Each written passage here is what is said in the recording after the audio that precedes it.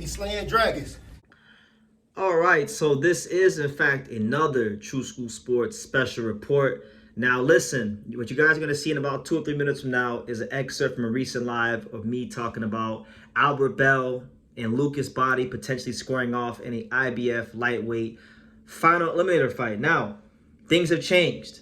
All right, new information has been made available because it has been decided and determined that Lucas Body is going to go the WBA route, and he is going to challenge Kid Austin, Floyd Schofield, for the now vacant WBA lightweight title, which has been left vacant by Gervonta Tank Davis, who is the current champion in recess. Obviously, we know Gervonta Davis has other things outside the ring, a much bigger fight outside the ring that he has to go deal with other than boxing. So he is not the champion anymore. They're gonna fight for that belt. Now, getting back to our belt, I thought the Lucas Body fight was interesting because I thought it was a very winnable fight for him. But I understand why Lucas Body is not going the Albert Bell route. You know, Albert Bell is 6'2", right? Long, rangy, disciplined, lightweight, a lot of experience, 28 fights in the pro ranks, hungry, ready to really show the world that he's ready for the top level. And Lucas Body's done what many people have done over the years. They found a way to maneuver in and around Albert Bell, or as many people would say, duck Albert Bell. But he's getting a world title shot.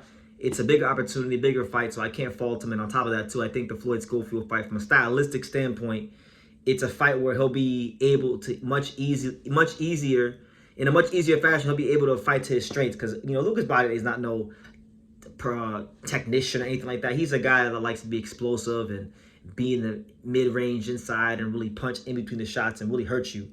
With a guy like Albert Bell, it's very difficult. So I get why he's going that route, but it continues the growing trend of guys that, you know, don't want to fight Albert Bell. Look at, like, Bell's been one of the best fighters in and around the 130, 135-pound divisions over the years, and, you know, been in position to fight Shakur Stevenson, been in a position to fight Jamel Herring, and a whole host of other guys, and they found ways to not fight him. So he gets his chance now. He's still going to fight in the IBF eliminator fight.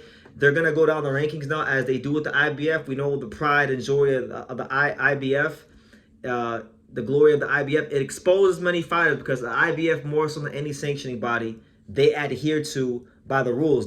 They're very much a rules sanctioning body, even much to the dismay of boxing fans, where they order fighters that don't got the big names. Fighters that position themselves and do what they're supposed to do, oftentimes they get rewarded in the IBF. So there's that. So right now, Albert Bell's agreed to fight the next highest contenders, which right now are Joe Cordina and Alan Abel Chavez. We will wait to see if those guys go ahead and fight him. But listen, if Albert Bell wins this fight, he finally gets a title shot against Bryan Murataya, who just became champion, who just beat the Andy Cruz and all that. So look, I'm looking ahead a little bit. Robert Garcia, Bryan Murataya.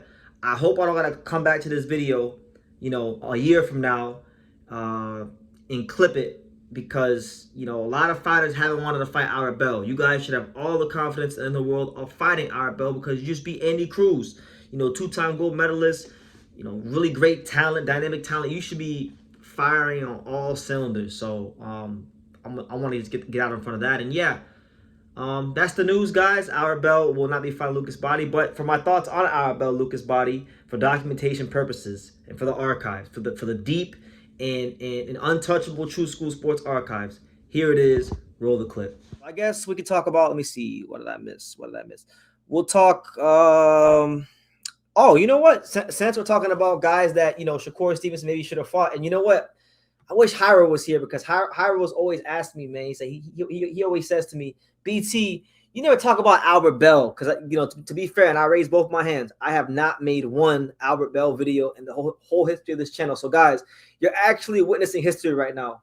You're witnessing history right now. You're going to watch me talk about Albert Bell on camera for the first time, because Albert Bell is a very relevant fighter in the lightweight division right now. You know, Lucas Body and Albert Bell have been, in fact, ordered to fight by the IBF in a final eliminator. And the winner of this fight will effectively become Bryan Murataya's mandatory challenger. Now, Body's name was linked with Floyd Schofield. I guess they're not going to fight, so Body's going to fight Albert Bell now. And Albert Bell's been one of these guys for a long time. You know, he was a top rank Big, tall, rangy guy. What is he, like 6'2"? Can actually box, has respectable, above average punching power, right? And he just has been able to get the fights. In fact, we talking about Shakur Stevenson. There were times where Albert Bell was in position to fight a Shakur Stevenson, and that wasn't a fight that the top ranked brass and the Shakur Stevenson team really were eager about taking. You understand? So I mean, you can call it a duck, call it what you want, but he was there, and he has those attributes that I'm looking for in fighters that maybe I want to see Shakur Stevenson in the ring with, even if he's looked at to be a boring fighter or anything like that. He had fights that he was the number one contender in the WBO for over a year. Couldn't get a world title shot.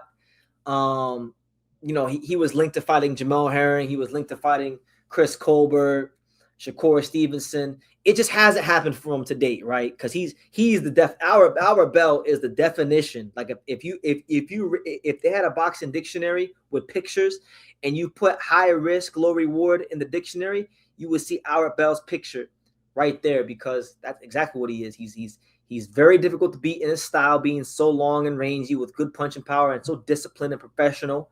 And he's not a big name, and you're not gonna get a lot of money fighting him, right? So I say all that with Albert Bell, and I'll go to screen share. Shout out to everyone here. I say all that with Albert Bell to say this about Albert Bell. This is a good fight. I like this fight a lot for Albert Bell. Lucas Body is a guy that burst onto the scene back in 2024 when he knocked out Ashton Silva. Highly touted prospect. Body's a big time puncher. Not a big time one punch guy, but he's got heavy hands. So if you let him land, 2, 3, 4 shots in a row, he gonna put you out. So I look at this as a very interesting fight, honestly. Albert Bell, his last fight, he fought Keith Hunter, another long rangy guy, and wound up outboxing him. Albert Bell. So as far as the guys Albert Bell has fought, in fact, hold on, let's pull up his box record. Let's really give Albert Bell some shine here on True School Sports, because, like I said, it's my fault, man. I'm only one man. I cover a lot of boxing, but I've never ever talked about Albert Bell ever on this channel. So this is my first time talking about Albert Bell. That's how underrated he is, right? So he's 28-0 on paper, great record, 28-0, 9 knockouts, 73-inch reach as a 35-pounder. Big for the weight class. So when you go and look at Albert Bell's record, right? Fought a couple of names. Like he fought probably the most known names he fought were probably Jason Velez, who's fought on a good level. Keith Hunter was decent win. I would say Albert Bell's best win for sure. It's actually not even close. Albert Bell's best win would probably be Andy Vences right here in 2019, because Andy Vences was a pretty highly touted prospect / fringe contender at that time. Top Rank had plans for him, and Albert Bell wound up taking his O. He was the first guy to beat Andy Vences, and Andy Vences is a good fighter. Andy Vences gave Bernardo Lopez a tough fight, right? And so I was talking about Angelo Leo earlier. I talked about guys that don't have the luck of the draw, picking who they want to fight. This is a guy that has to fight whoever they put in front of him, right? And he has done his job. He has been the consummate professional in winning these fights. And at some point in time, one of these fighters had to take the Albert Bell test. And when I say fighters, I mean like the big names. You can't run forever. At some point, a guy has to get his shot. And this is a guy that's independent. He's been an independent fighter. I believe he's an independent fighter right now as we speak. So shit, as crazy as it sounds, as crazy as it may sound to some of you guys, this is the kind of guy I want Shakur Stevenson to fight. I know I might be in the very small minority, because Albert Bell, like in Shakur Stevenson, does not sound like an exciting fight for the casual boxing fans.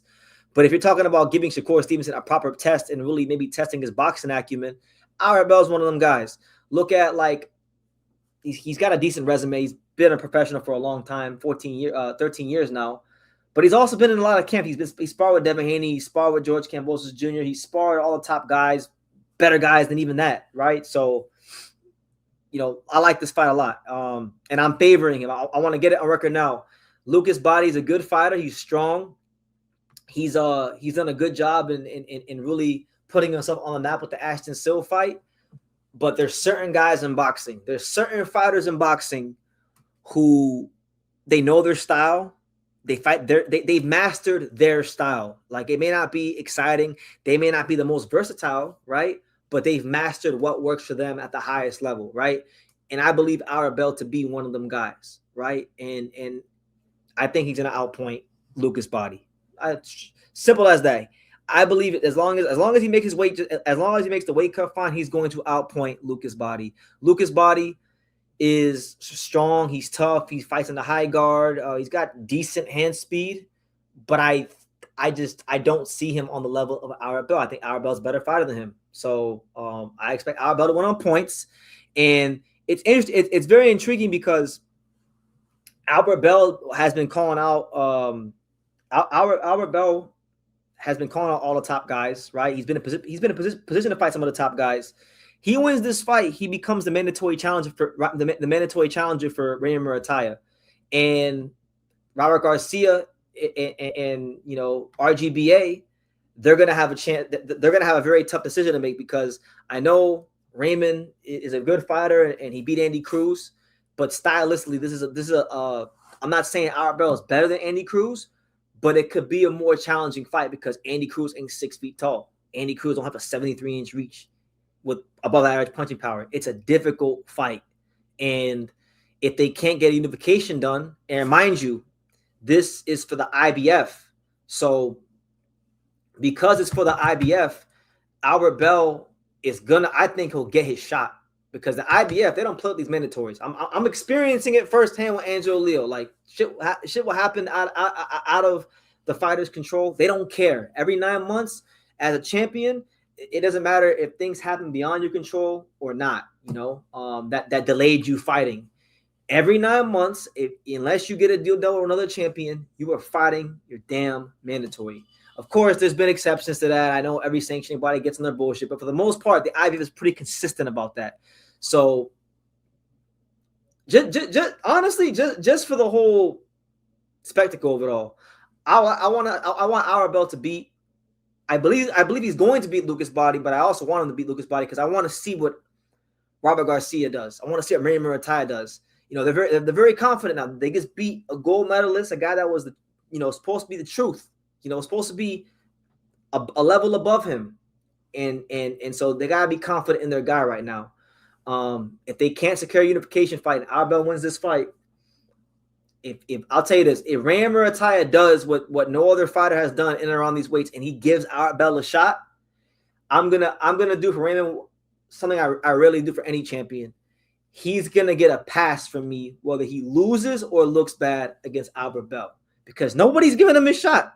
No one's giving the guy a shot, and all he's done with whoever they put in front of him, whether you think his resume is good or bad or whatever, he's fought 28 times, and he ain't fought all can. Andy Vance is not a can. Keith Hunter is not no pound fighter or championship, but he's not a can.